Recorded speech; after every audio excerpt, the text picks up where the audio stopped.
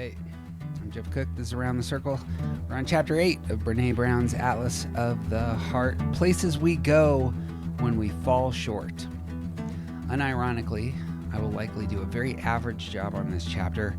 I am very aware of my own oneness here and her oneness and her take on shame, perfectionism, guilt, humiliation, embarrassment, and self-compassion. For me, came across, it's not just that she's one author, but that I could see her heart in this. I was connecting with her heart in this, and I set this up in order to say, I think the heart types out there, head types out there may experience shame a little bit differently than what is stated, and that will be really worth talking about. But I absolutely connected with what she was saying. But again, we got the same type. So I think that there's going to be an interesting gender dynamic here that's also worth talking about. We could talk about what produces humiliation, guilt, shame, embarrassment across those gender lines. That kind of was an undertone of some of this, but lots of good stuff here. Lots of things worth talking about. And for me, there were some lines that really were cutting. So let's get into it. She wants to begin again with some philosophical thoughts, but she elevates this topic as having more than just personal value. It's value for our culture, because she thinks a feeling like humiliation often in our culture leads to violence and opposition to one another and just tragic events. And so she wants to do business not only with here's some hard emotions that we experience, but we need to do business with these emotions with others as well. So I suppose it makes sense that we dealt with empathy in the previous chapter, and that's going to lead into this chapter. Two big definitions up front, and I know that many of you have commented on this, and this may be some of her more popular, important work, but she's going to make a distinction between shame and guilt. I know that I've talked to Kristen Misty about this frequently. Shame being I am bad, guilt being I did something bad, and that we need to see a distinction there. I think that's really helpful. I need to make that more of my vocabulary. I think we need to talk about how that overlaps with Enneagram, because so often the underlying feeling for the heart types is stated as shame. So if it's the case that the underlying feeling is I am worthless, I am bad, I'm unworthy of love, belonging, and connection, we need to name that in those ways if we're going to hold her definition. If it's something else, we need to talk about that. The guilt, she thinks that guilt leads to positive change and that shame does not lead to positive change, and that's the primary distinction. Contrarian that I am, I would want to push back against that. I think if I was thinking of myself as bad, I'm unworthy of love, I can imagine all kinds of situations where that belief could lead to positive change, but that's just me. Maybe that's worth talking about, maybe it's not, but I do think that the I did versus I am is really important. So whether or not it's effective or helpful, maybe that's secondary. Second two definitions, humiliation and embarrassment, have to do with others' judgment and my judgment, it seemed to me. Humiliation, I've been belittled, I've been put down by somebody else. This was unfair and I didn't deserve it. It's kind of a justice issue around humiliation. And of course, judgment is about justice. Embarrassment, she said, I did something that made me feel uncomfortable, but I know I'm not alone. Everyone does these kinds of things. Embarrassment is fleeting and sometimes funny. I took that, again, embarrassment is my own sense of self in the midst of something that's happened. So what we're talking about, humiliation and embarrassment, she doesn't spend a ton of time on those last two. She does spend a ton of time, and rightly so, on shame, which is what we're going to talk about. So on page 136, here are my 1, 2, 3s about shame. 1, we all have it. 2, we're all afraid to talk about it. 3, the less we talk about it, the more control it has over us. I think that's interesting. And again, the agency, autonomy, the desire for control, is interesting here to me.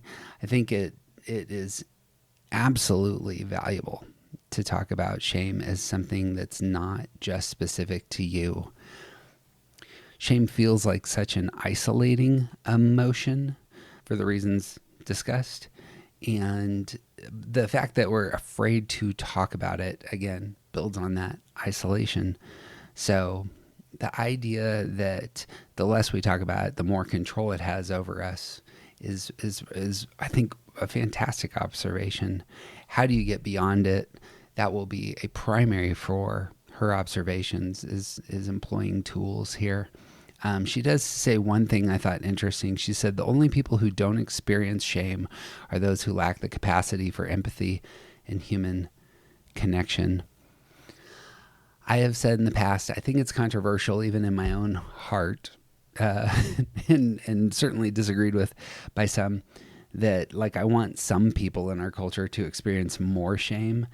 And she's kind of getting to that. Like there are some people who are sociopaths in our culture that our world would be far better off if they experienced a sense of shame. I suppose that's what my gut is. And it's not just guilt at what they've done. It's that they've become a trash human being.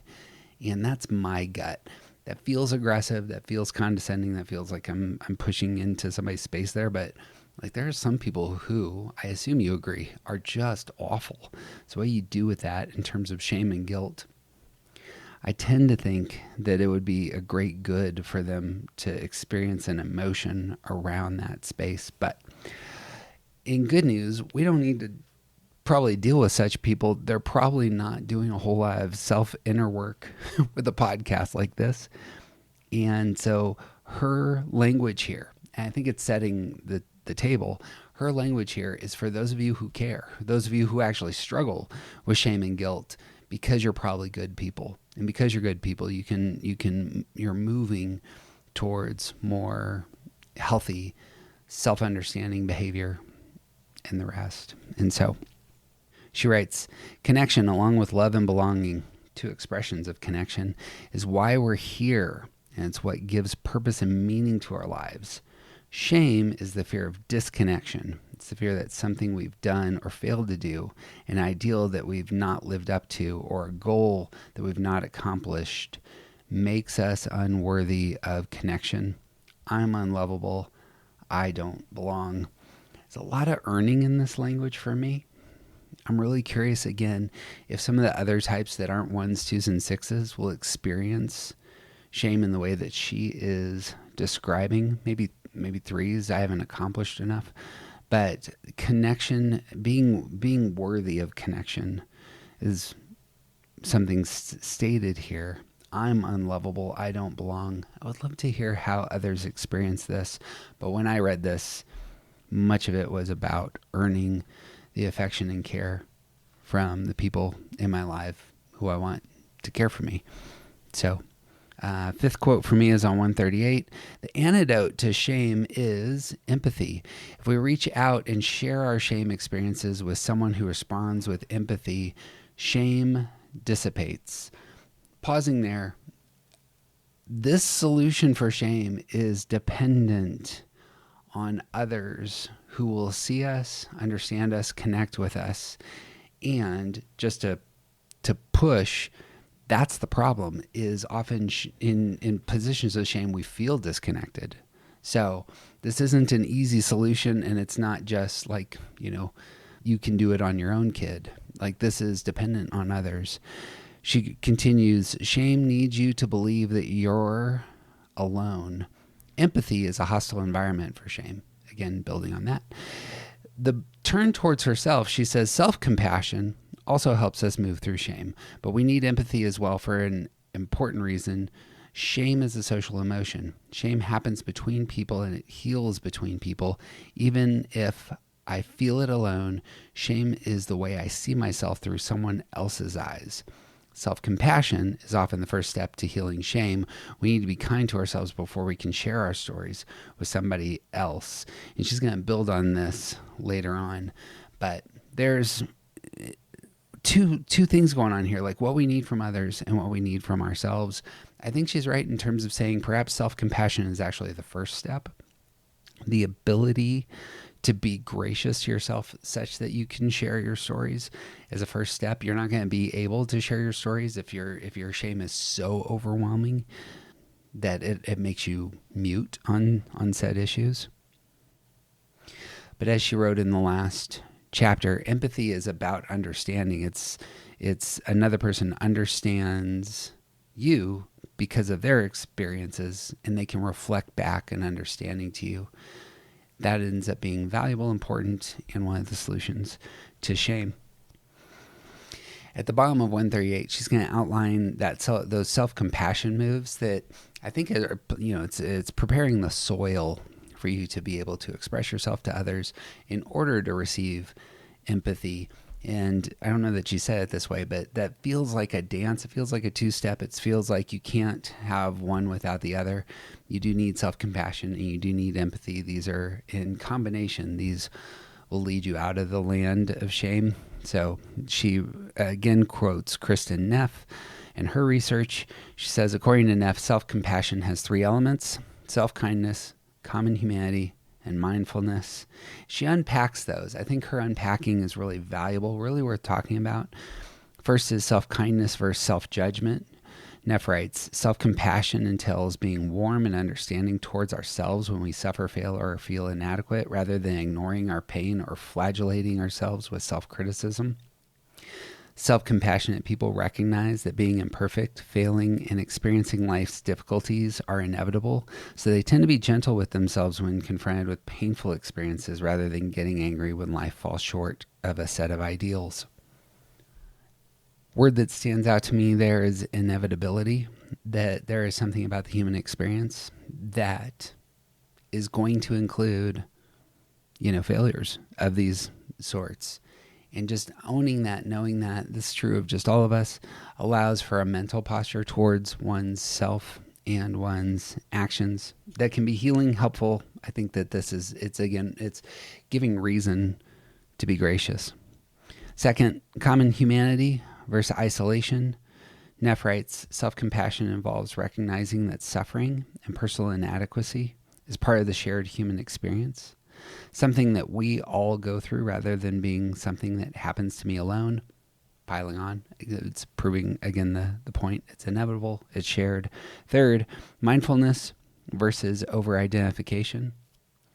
Mindfulness is a non-judgmental, receptive mind state in which one observes thoughts and feelings as they are without trying to suppress or deny them. We cannot ignore our pain and feel compassion for it at the same time. At the same time, mindfulness requires that we not be over-identified with thoughts and feelings so that we're caught up and swept away by negative reactivity. I think we've talked about this before, but like the quickest way to eliminate the power of an emotion is simply to stand back from it and analyze it. This can be true of joy. When you start thinking about why you're feeling so joyful in a moment, it might actually steal your joy.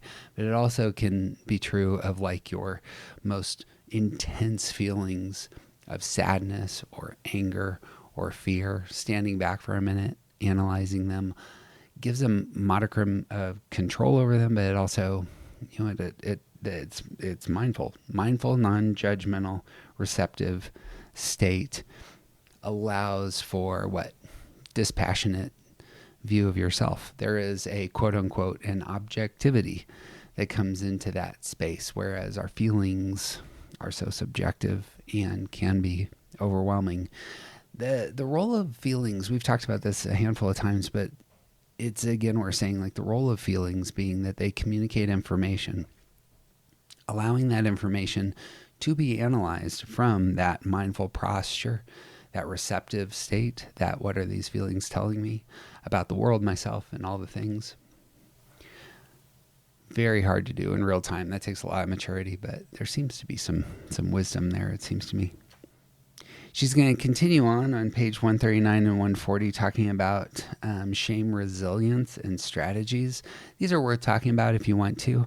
I got into the stuff she said at the bottom of 140, which is on shame and culture. She writes, shame is not a compass for moral behavior. It's much more likely to drive destructive, hurtful, immoral, and self-aggrandizing behavior than to heal it. Why? Because where shame exists, empathy is almost always absent. That's what makes shame dangerous. The opposite of experiencing shame is experiencing empathy. The behavior that many of us find so egregious today is more about people being empathyless, not shameless. Her take on shame being that it is the cause of bad behavior, not something that should be employed to shame bad behavior, but that shame itself is the cause of bad behavior, is something all over this chapter, which is really fascinating. If, like, as she said, like if the data shows that would be really worth naming. Earlier, she says, I define narcissism as the shame-based fear of being ordinary. A lot of time, the narcissists are doing great damage. People who are like, she'll talk about school shootings in this chapter, that some people have been bullied into, humiliated into, shamed into spaces where, given that spot in their heart and mind and soul, they are acting out in very destructive ways. It's a great take on shame, not very common in my view, and I just found it interesting. So again, well worth discussing. Next quote for me, 142. This is Rhonda Deering, who writes, shame is an egocentric, self-involved emotion. It draws our focus inward. Our only concern with others when we are feeling shame is to wonder how others are judging us. Shame and empathy are incompatible. When feeling shame, our inward focus overrides our ability to think about another person's experience. We become unable to offer empathy. We are incapable of processing information about the other person unless that information specifically pertains to their view of us. That's fantastic. It's like on empathy going both ways. One, empathy is a solution to your shame. Somebody else's empathy is a solution to your shame. But in this quote, it's implying that those who are in the realm of shame themselves cannot produce empathy for another because they get so inwardly focused, self-involved, egocentric. If you live in a world in which everyone is experiencing severe amounts of shame, there may not be any escape because nobody can produce the empathy required to get out of that state. I'd be real interested if this hit others, if this is a good way to think about your experience of shame.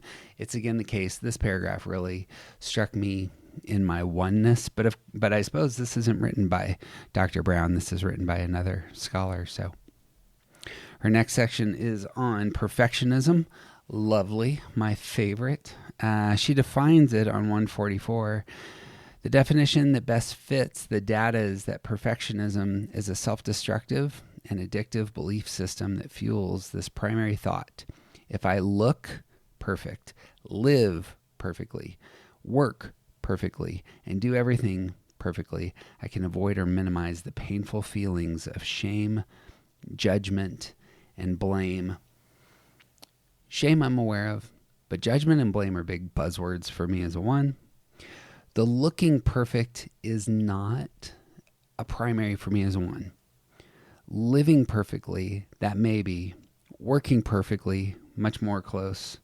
Doing everything, like this execution perfectly, that feels more in my wheelhouse. I imagine everybody's going to be different. That looking perfectly, I would be curious how y'all wrestle with that versus living, working, doing. A lot of earning here, a lot of execution. Again, I read a lot of 1, 2, 6 on this, so I'd be curious for you other numbers, how this plays out in your mind. That can you avoid or minimize the painful feelings of shame, judgment, and blame by doing? Is that your posture? I'd be real curious how others come to this topic. So that was on 143, but I'm going to back up because that's just the definition. To set up perfectionism, she says, shame is the birthplace of perfectionism. Perfectionism is not striving to be our best or working toward excellence. Healthy striving is internally driven. Perfectionism, rather, is externally driven by a simple but potentially all-consuming question, what will people think? Okay. I will be curious again how you all wrestle with this. So much of my oneness is self-critical, and I assume there's a perfectionistic side of that, but I'm not necessarily first and foremost interested in others' perspective on me. What will other people think? Although living above blame, again, she said this later, it is something big for me. So internal versus external, can you have an internal perfectionism, or is it just what do other people think? That might be worth discussing. She continues, it may seem counterintuitive, but one of the biggest barriers to working toward mastery is perfectionism. In our leadership research, we've learned that achieving mastery requires curiosity and viewing mistakes and failures as opportunities for learning. Perfectionism kills curiosity by telling us that we have to know everything, or we risk looking less than. Perfectionism tells us that our mistakes and failures are personal defects, so we either avoid trying new things or we barely recover every time we inevitably fall short. Let's hear. Again, the looking less than doesn't connect with me as much as the idea that failure is part of the growth process. That oftentimes, if you actually are seeking to achieve mastery, you need to actually target failure. You need to consistently push into those spaces where you can't do something so that you get used to those spaces that you don't yet have the ability to do those things. And over and over and over, putting yourself in that space, eventually you will be able to. So there's an Instagram that popped up for me recently, a reel in which a young kid was trying to do a backflip on a bike, and he ended up having like this kind of inner tube padding setup that would allow him to fail. And it showed him doing like 20 or 30 potential backflips, not landing them, and then finally getting it. Moving towards failure is a way to get to mastery, right? If you judge yourself based on the first backflip that doesn't go well, you won't ever be able to master that. That seems right to me. I know in our discussions we've talked about in weight training, oftentimes the target is failure. You want your muscle to fail because when the muscle fails, it actually produces the growth required for achieving the size and bulk that you may want through weight training. That seems correct to me. Again, the risk of looking, I can see that. It may not encompass the entire thing for me. She writes later, perfectionism is not self-improvement. Perfectionism is at its core about trying to earn approval and acceptance. Earn is a big Enneagram buzzword. Most perfectionists were raised being praised for achievement and performance. Good grades, good manners, nice appearance, sports prowess, rule following, people pleasing. So I was curious here because I hear this with other ones, like Richard Rohr in particular talks about this in terms of what he was rewarded for as a young kid becomes, clergy because of, the "you're a good boy" messages they receive from his parents. I'm I didn't get any of that shit. The stuff that I got was something more in line with looking at the people who I wanted to get attention from, teachers and coaches in particular. They weren't praising me. They were praising other people. And that's what I wanted. I wanted to, as it were, earn the approval and acceptance is correct. But there may be there's a different road to this. It's not always you got all of the treats and goodies for being good. Sometimes your brother got all the treats and goodies for being good, and that produced your behavior. Or the kid in front of you in class got all the treats and goodies, etc. Lots of roads there. That was just what popped for me, and that was a little bit more personal than I was kind of hoping for, but it kind of cut me in the moment. I was like, that's not me. Anyway, again, this is going to be an average take on this chapter. She writes, somewhere along the way, we adopt this dangerous and debilitating belief system. I am what I accomplish and how well I accomplish it. Pausing there, I am what I do is a huge temptation for some of the Enneagram types. Not all, but that is a huge temptation for some of the Enneagram types. Specifically, I would assume 8s, 3s, and 1s. She concludes, healthy striving is self-focused. How can I improve? Perfectionism is others-focused. What will they think? As it stands, that's a very helpful distinction. Again, as a one, the improvement is just going to be a severe desire for me. And so if you can categorize something as healthy striving is self-focused, that at least gives you a place to channel your energy, at least for me. I don't know if that works for others, but juxtaposing that with perfectionism being others-focused and really concerned with what others think, that's helpful. And again, there's something about control there.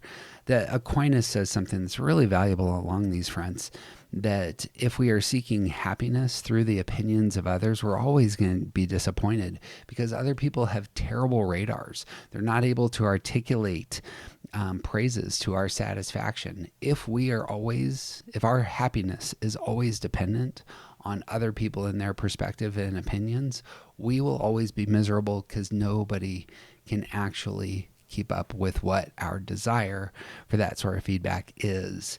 This healthy striving is self-focused. How can I improve? Allows you to be in charge, as it were, to be in control of some of those metrics. There may be some missteps. There may be some places to get unhealthy going down that road, but I do think that that's a much better place to land, as it were. It doesn't mean that we don't care about what other people think. I actually think you should care about what other people think to a degree, with wisdom, with an understanding of the proper place for others' opinions, but tempering that seems to me to really matter. She writes on the top of 146, life paralysis refers to all of the opportunities we miss because we're too afraid to put anything out in the world that could be imperfect. It's also all of the dreams that we don't follow because of our deep fear of failing, making mistakes, and disappointing others. It's terrifying to risk when you're a perfectionist. Your self-worth is on the line. For whatever reason, this paragraph kind of cut me in a different kind of way, because some of us don't have the privilege, as it were, of risking at certain levels. The deep fear of failing, the making mistakes, disappointing others. Sometimes your career and your family's welfare you are in a spot where you actually have to think about things at a very, very, very, very high level, or you're not going to be able to eat, afford rent. And I would be curious how she would wrestle with that. This may be about something very different, but there are, for some of us in terms of our careers, like execution really matters. You can't be an average brain scientist, a brain surgeon, deep fear of failing. You're doing brain surgery. I'm not exactly sure how that works. How would that overlap? I'll be curious. Let me float that. The brain surgery argument against some of the things she's saying. What would you say? As I try and answer my own question, it's you need to create as much margin as you possibly can for failures and not live a life that is pushing the limits all the time. Because if you're pushing the limits all the time, you can't, quote unquote, fail. You will crash. And so living a life that is balanced and allows for flexibility and for making real mistakes, that might just be part of the art of living. Side thought there. I want to bring back in, to close this, the idea that I am what I accomplish. Because for some of us, we do have big dreams and goals. So, for example, I was trying to get a PhD in philosophy. I didn't have what it took, as it were, to rise to the highest levels that I needed to in order to get that degree. There is language in this chapter of feeling a certain way because you're not good enough. Well, in some ways, I wasn't good enough, or I didn't meet the criteria necessary to go further in my discipline. The way that I've been wrestling with this is that, like, if my value is based on what I accomplish, then the I'm not good enough is going to be severe, profound, and can be overwhelming. The problem is I believe that I am what I accomplish. If I move off of that into a different target. I am my character. I am the deep connections that I have with wise, faithful, virtuous people. That I am what the creator of the universe thinks of me. There's a handful of places that at least are a healthier place to land than I am what I accomplish. What is the target that you're aiming at when making those big kind of claims about yourself is really worth talking about. Like, where do you find your value is going to be a big Enneagram question. So that also something worth talking about Tuesday. By the way, if you want to discuss this chapter with us, Tuesday nights, 4:30 Pacific, 7:30 Eastern, go to aroundthecircle.org, sign up for a membership. There's links in the announcements to our reading room group. We would love to have you. This isn't for everybody, but it might be for you. And just talking about where you find your value is really worth coming back to. She transitions to humiliation. This I found really important, this move, because she moves severely in tone when talking about humiliation to something that felt much more justice-oriented to me. She needed to improve the world a little bit. And again, something I'm all for that. So, but she quotes Kofi Annan, Nobel Peace Prize winner. All the cruel and brutal things, even genocide, start with the humiliation of one individual. Humiliation is the way that some cultures dominate others. It starts with humiliation. So you can see this in Nazi Germany. You can see this, in the American South, that like oppression starts with humiliation. Real interesting to me is stuff that Christ says in the Sermon on the Mount. Lots of strategies for overcoming humiliation. When somebody strikes you on the left cheek, turn the right also. That is an act of defiance. If somebody backhands you, which is what would have happened if you were struck on the left cheek, if you turn the right cheek to them, it is defiant in saying, you won't humiliate me. I am going to stand here. And he continues, go the second mile. When somebody takes your inner garment, give them your outer garment. All of these are aggressive, nonviolent ways of reacting to humiliation. And nonviolent strategies nearly always work in world history. It's one of those tremendous facts about like how social justice is enacted when really good people refuse to be humiliated. I am a man. Amazing things happen. She closes that section. I know we all have deeply passionate political and cultural beliefs, but shame and humiliation will never be effective social justice tools. They are tools of oppression. I remember reading this quote from Elie Wiesel. This is a Holocaust survivor years ago, and it's become a practice for me. Even when I'm enraged or afraid, Wiesel wrote, never allow anyone to be humiliated in your presence. There's a standing for others. They came for the Poles, but since I wasn't Polish, I did nothing kind of image there. What hit me is how often those who share my political leanings do use shame in our language. Like the amount of folks who are throwing out really harsh kind of words like incel, it comes to mind. It's like a shaming term. I don't know, some of the tactics being used against government overreach feel like they're pushing into shame, because maybe that's like the only tool you can grab hold of is what it feels like. So we're going to grab shame. We're going to shame the people who are doing these awful things. In her view, that actually exacerbates the problem. And in fact, if we were to look at some of the movements in America, the elevation of grievance is a primary for some of those who are leading, telling their people that they need to feel grievance at what has happened to them. And, it's using those messages of shame to rally, to inspire, and to unleash some really terrible stuff. So that might be worth talking about. But She's the one that brought up politics. I'm just commenting. Last one is embarrassment. She writes, researcher Roland Miller writes, embarrassment does not persist for long periods of time, lasting only a few minutes instead of hours or days. A point nicely illustrated by the unique physiological marker of embarrassment, which is the blush. I'm blushing.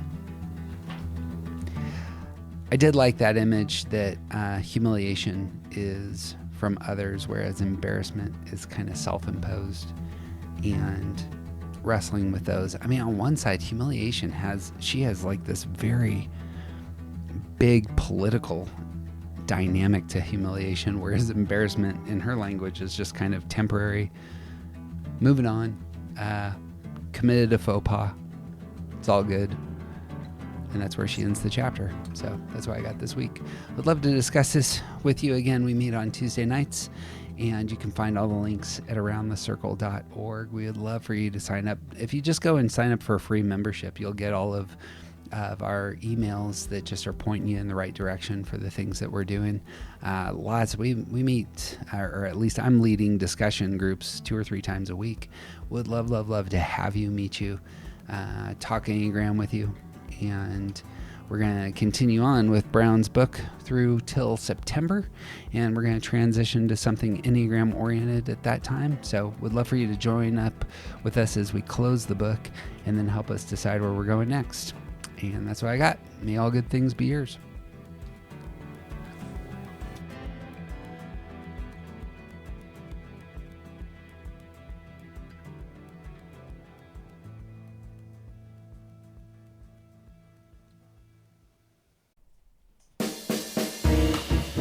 Friends, it's Jeff. We're celebrating here at Around the Circle. Our Start Here podcast, which helps folks find their type, has been the #1 Enneagram podcast on iTunes all year. This podcast channel just passed 6,000 subscribers and 2 million downloads, and we're closing in on 1,000 free members at aroundthecircle.org. More than this is the 1-year anniversary of our book. Around the Circle is out on Amazon. Kindle version is just $9. Audio version has all kinds of extras, or you can get the uber fancy print version, which has our mistyping guide. But more than this, we're moving to want to connect with you more. Real Enneagram work. We have been very aware recently. Real Enneagram work often requires real conversations. And so as we enter the next season, we're going to focus on creating more online panels and workshops. So this month, we're talking with members about coping style and how each of the types solves problems on Mondays. Our second Saturday workshop will begin hitting a new topic in August when we have 30 or 40 people assemble. And every Tuesday night, we continue to have our reading room, which presently we are wrapping up Brené Brown's Atlas of the Heart. It's on emotion and exploring how emotions overlap with the Enneagram. Also next month, and this is new, I'm going to begin speaking exclusively with men about their experience of the Enneagram. We don't often hear from men reflecting on their inner lives in these spaces, but those who do engage the Enneagram often have extraordinary stories to tell. So I'm going to try and get men together, talk shop. So if you want to connect, very easy. Go to aroundthecircle.org, sign up for a free membership, and you will get all of our announcements, all the links to all of our free stuff.